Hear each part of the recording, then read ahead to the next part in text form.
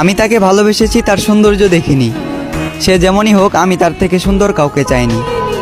তার মুখ থেকে ভালোবাসার কথা শোনাটা ছিল আমার জীবনের শ্রেষ্ঠ উপহার। আফসোস, এটা ছিল তার অভিনয়। তবে আমার ভালোবাসাটা অভিনয় নয়, বরং তার এই অভিনয়ের কারণে তাকে পাওয়ার যুদ্ধে আজ আমাকে মানতে হলো হার। একটা সময় হাসির রাজ্যের রাজা ছিলাম, আজ সেই হাসিটাকেও হারিয়ে ফেললাম। আমি জানি আমি তার প্রথম নয়, বরং দ্বিতীয় ভালোবাসা ছিলাম। তবুও সে চিন্তাবাদ দিয়ে তাকে ফুলের মতো আগলে রাখলাম। আফসোস, সে ফুলের কাঁটাতেই আমার জীবন গেল, যে ফুলটা একটা সময় আমাকেও ভালোবাসার কথা বলেছিল।